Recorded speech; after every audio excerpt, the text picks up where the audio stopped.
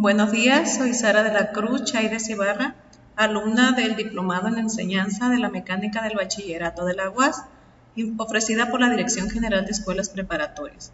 Está a cargo el profesor Levinoé Insunza Camacho. Voy a presentarles en módulo 8 la actividad Presentación y discusión de trabajos finales integradores. El objetivo de esta actividad es presentar y discutir una propuesta didáctica relativa al desarrollo de una unidad de mecánica 1 o 2 que sea útil para el trabajo en su escuela con claridad y argumentos convincentes. Yo elegí la materia de mecánica 1, la unidad 1. En realidad hice una selección de temas y subtemas del programa de mecánica 1, y tales son mediciones, magnitudes y unidades, conversión de unidades, magnitudes escalares y vectoriales, representación gráfica de un vector, algunas características básicas de los vectores, procedimiento gráfico de suma y resta de vectores y procedimiento analítico de suma y resta de vectores. Primero empezamos por las mediciones, que son indispensables en física, pero además muy comunes en la vida diaria. Por ejemplo, de tiempo, de masa, longitud y volumen. Las magnitudes son aquellas propiedades que pueden medirse y expresar su resultado mediante un número y una unidad. Son ejemplos de magnitudes la masa, el volumen, la cantidad de sustancia. El Sistema Internacional de Magnitudes seleccionó 7 magnitudes como base, llamadas magnitudes básicas, y el resto se obtiene a partir de ellas por medio de una ecuación. Estas últimas se le llaman magnitudes derivadas. En la siguiente tabla les muestro las 7 magnitudes básicas con su unidad y el símbolo de cada unidad básica. Tales magnitudes, como ya mencionamos, fueron seleccionadas por el Sistema Internacional de Unidades. Las magnitudes básicas son longitud, masa, tiempo, intensidad de corriente eléctrica, temperatura termodinámica, cantidad de sustancia e intensidad luminosa. También se seleccionaron múltiplos y submúltiplos para cada unidad de medida. En la siguiente tabla les muestro los múltiplos y submúltiplos. En este recuadro les encerré los más utilizados. Veamos aquí, está la unidad de medida que se trate. Hacia arriba son los múltiplos, hacia abajo son los submúltiplos. Por ejemplo, deca es un múltiplo de la unidad y se refiere a 10 unidades. De manera contraria, deci es un submúltiplo de la unidad y se refiere a una décima parte de la unidad. Necesitamos convertir unidades de un sistema de medición a otro o de múltiplos a submúltiplos. El libro de texto muestra el siguiente procedimiento, que consta de 4 pasos y voy a explicárselos en los siguientes ejemplos. Dice el primer ejemplo: se tiene una tabla de 45 centímetros de longitud. ¿Cómo expresar dicha longitud en metro? El primer paso es buscar la equivalencia entre la unidad que queremos convertir y la unidad deseada, es decir, centímetro y metro. Entonces, la equivalencia sería 1 metro es igual a 100 centímetros. El procedimiento dice que se iguala la cantidad que queremos convertir, se iguala a sí misma y se multiplica por la equivalencia, pero escrita en forma de fracción, teniendo el cuidado de poder eliminar la unidad que tenemos al inicio. Es decir, si tengo centímetros en la parte superior, ahora los escribo en la parte inferior para poderlo eliminar. Debe estar en la parte contraria. Ya que ordené esto, procedemos a hacer la operación, que sería 45 por 1 entre 100. Es decir, 45 centímetros es igual a 0.45 metros. Siguiente ejemplo. Un sobre contiene 425 gramos de café. ¿Cómo expresar dicha masa en kilogramos? La equivalencia sería entre gramo y kilogramo. 1 kilogramo es igual a 1000 gramos. Igualamos la cantidad que queremos convertir, 425 gramos igual a 425 gramos por la equivalencia en forma de fracción, escribiendo en la parte contraria la unidad que tenemos de inicio, en este caso gramos, está arriba, le escribo abajo y procedemos a hacer las operaciones. 425 por 1 entre 1000 y nos da un resultado de 0.425 kilogramos. Siguiente ejemplo, una canica tiene un diámetro de 15 milímetros. ¿Cómo expresar su diámetro en centímetros? Ahora la relación que tenemos que encontrar, la equivalencia es entre milímetros y centímetros. Un centímetro es igual a 10 milímetros. Escribimos el valor igualado a sí mismo por la equivalencia en forma de fracción. Si milímetro está arriba, lo escribo abajo y hacemos las operaciones. 15 por 1 entre 10. Nos da 1.5 centímetros porque eliminamos los milímetros. Siguiente ejemplo. Una de las pesas empleadas en una balanza tiene una masa de 500 miligramos. ¿Cómo expresarla en gramos? La equivalencia tiene que ser entre miligramos y gramos. Entonces, un miligramo es 0.001 gramos. Igualamos la cantidad a convertir, la multiplicamos por la equivalencia en forma de fracción y hacemos las operaciones. 500 por 0.001 entre 1. Entonces sería 0.500 gramos. En estos ejemplos vamos a hacer un procedimiento un poco más resumido que el que nos propone el libro de texto, aunque es muy parecido. Veamos el primero. Convertir 7 kilómetros a metros. Entonces la equivalencia tiene que ser entre kilómetro y metro. Un kilómetro tiene 1000 metros. Escribimos la cantidad que queremos convertir por, pero ahora el símbolo de por lo vamos a usar con paréntesis. Y adentro del paréntesis vamos a escribir la equivalencia en forma de fracción. Si kilómetro está arriba, le escribo abajo y arriba su equivalencia. Y procedemos a hacer las operaciones. 7 por 1000 entre 1. Sería 7000 metros. Ejemplo 2. Convertir 13 kilómetros sobre hora a metros sobre segundo. Entonces, tenemos que buscar la equivalencia entre kilómetro y metro. Y luego las horas, llevarlas a segundos. Entonces, ponemos la equivalencia entre hora y minuto y después entre minuto y segundo.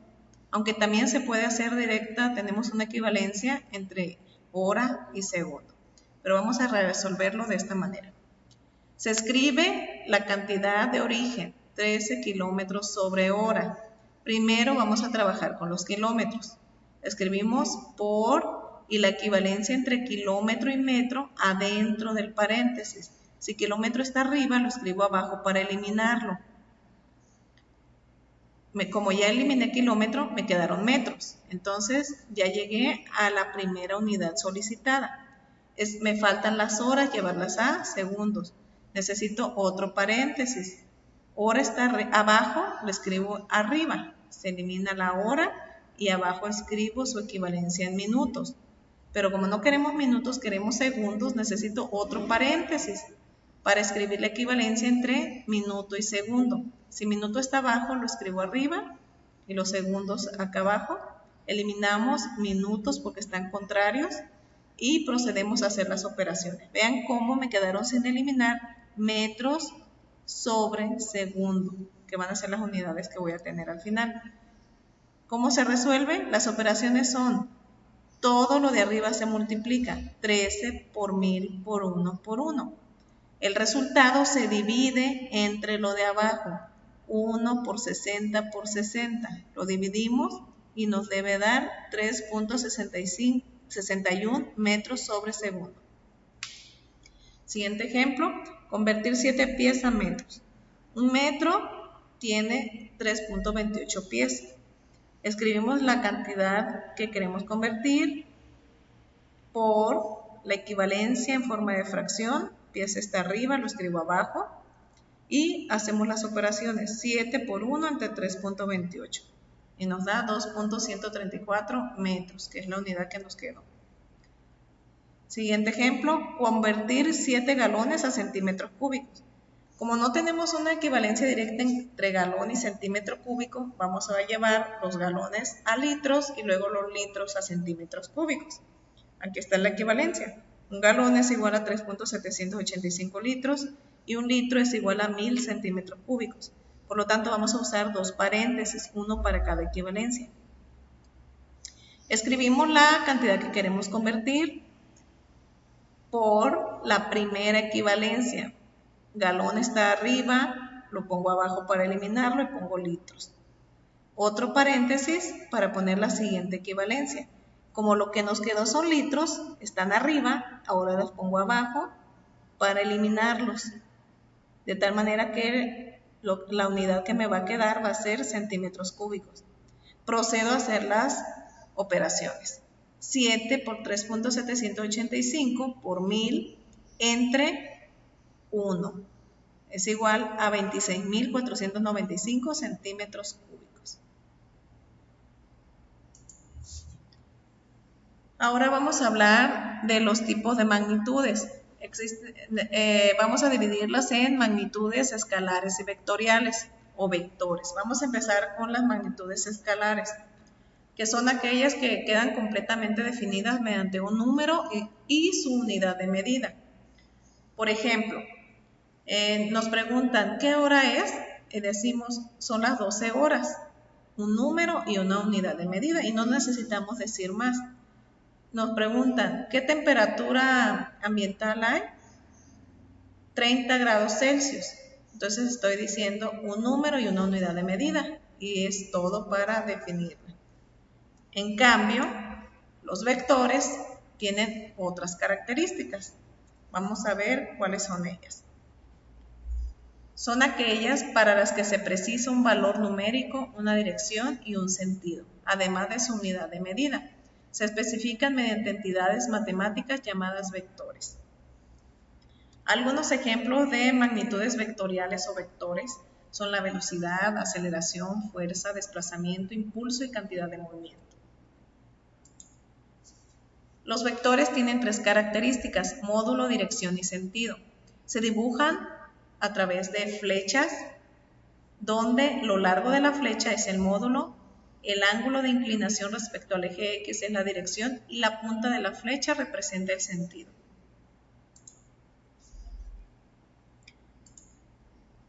Algunas características básicas de los vectores.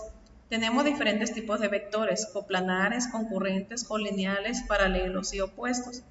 Los coplanares son aquellos que se encuentran en un mismo plano, como los que se ven en esta ilustración.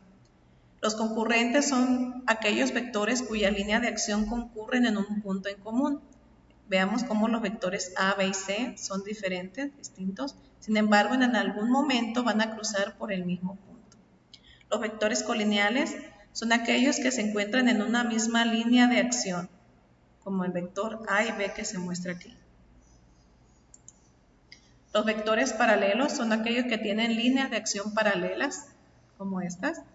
Vectores opuestos son aquellos que tienen igual módulo y dirección, pero el sentido es contrario. Existen diferentes métodos para sumar y restar vectores. Algunos métodos son gráficos y otros son analíticos. Dentro de los métodos gráficos, los más utilizados que vamos a analizar aquí es el método del polígono y el del paralelogramo. El método del polígono consiste en ir ubicando los vectores uno detrás del otro, manteniendo su longitud y su ángulo. Luego trazamos la resultante desde el origen del primero hasta la flecha del último vector. Vamos a analizarlo en el siguiente ejemplo. Si se tienen tres vectores, F1, F2 y F3, dibujamos un vector a continuación del otro, respetando su módulo, dirección y sentido. Es importante recordar que tenemos que establecer una escala de medición y utilizar regla y transportador para ser más precisos en las mediciones. El vector resultante lo vamos a obtener desde el origen, donde iniciamos a dibujar, hasta la punta de la flecha del último vector que dibujamos. Trazamos el vector y luego lo medimos. Lo largo de la flecha es el módulo, el ángulo respecto al eje X es la dirección y la punta de la flecha es el sentido del vector resultante. Aquí tenemos otros ejemplos. En este ejemplo se está sumando el vector A, B y C. Y el vector resultante es R, dibujado desde el origen hasta la punta de la flecha del último vector. Veamos este. Se suma el vector A, B, C y D. Y el vector resultante es este que estamos viendo, desde el origen hasta la punta de la flecha del último vector. Veamos el último ejemplo del método del polígono.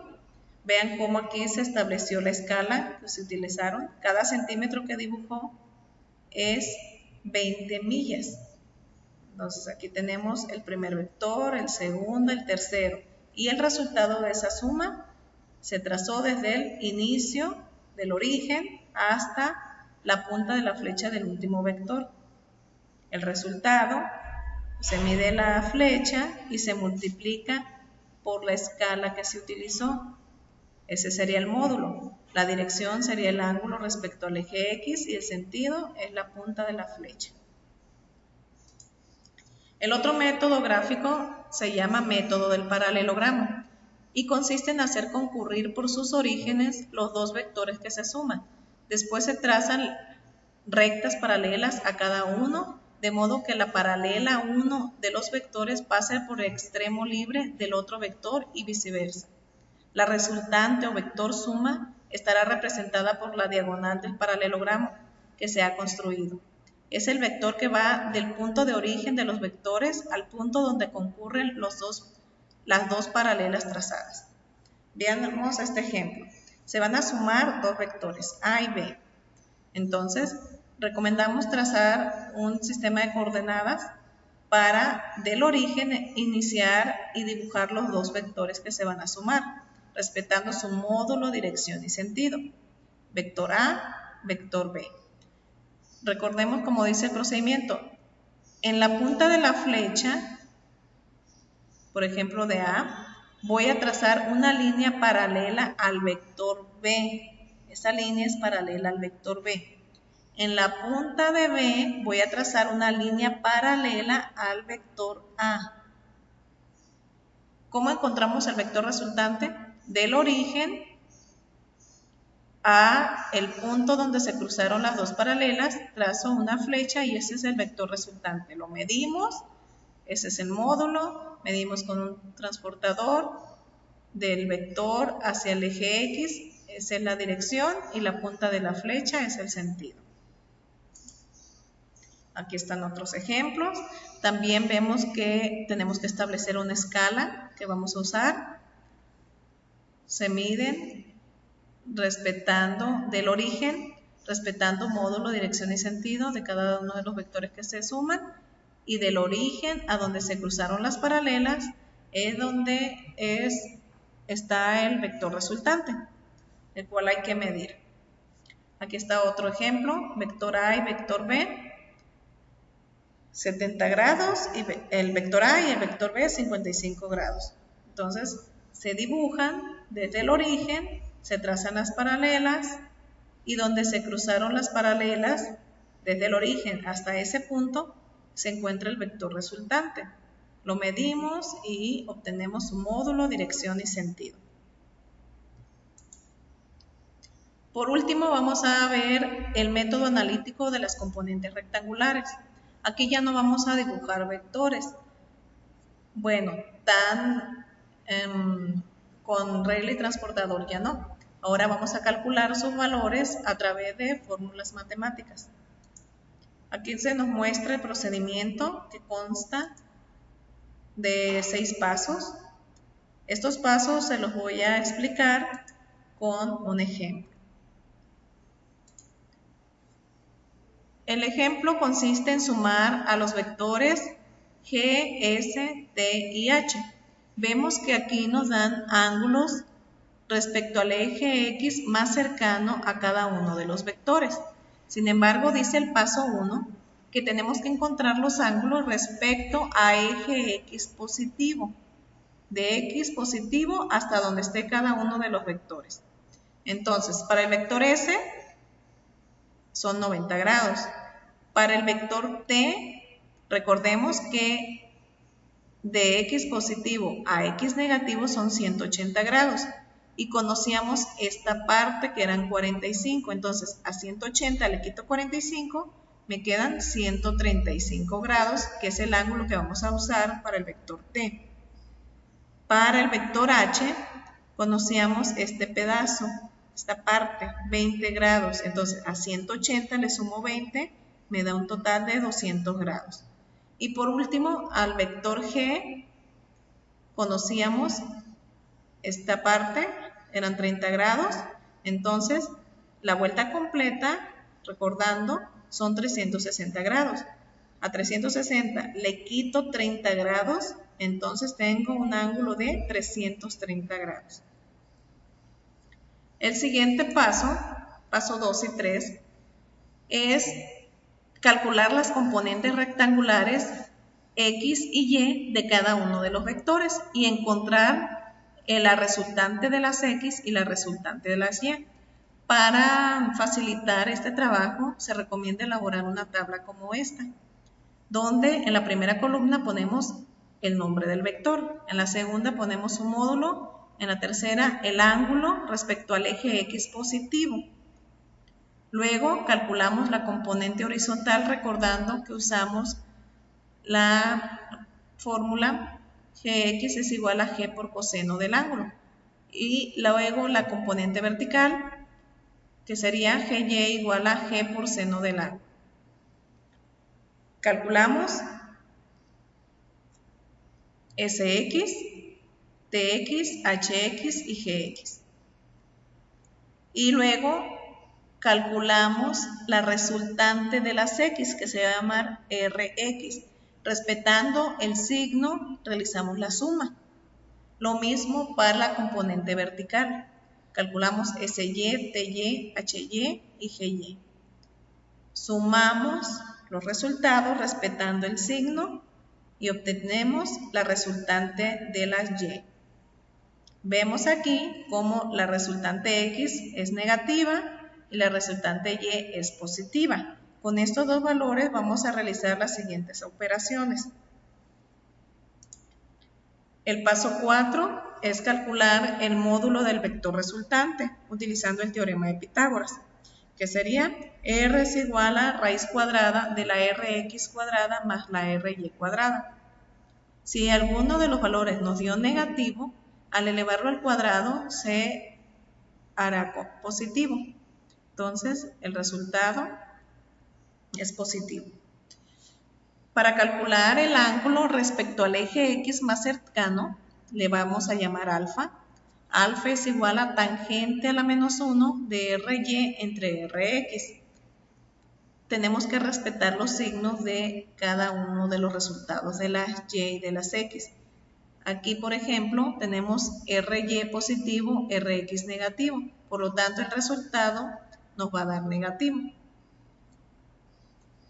Recordemos que este ángulo no es el que vamos a reportar al final. Tenemos otro paso anterior, antes de eso. Tenemos que encontrar también el sentido del vector resultante. Para ello dibujamos en qué cuadrante nos va a quedar el resultado. La Ry nos dio positiva, por lo tanto el vector es hacia arriba. La Rx nos dio negativa, entonces apuntaría hacia la izquierda, de tal manera que nuestro vector resultante está en este cuadrante. Lo dibujamos y de esta manera obtenemos el sentido del vector resultante. Recordemos que alfa es el ángulo del vector resultante al x más cercano, entonces sería aquí. Y en el resultado tenemos que encontrar el ángulo θ, desde x positivo hasta el vector. Por lo tanto, tenemos que hacer otro paso. Si de x positivo a x negativo son 180 grados, entonces el ángulo θ es igual a 180 menos el valor absoluto del ángulo alfa.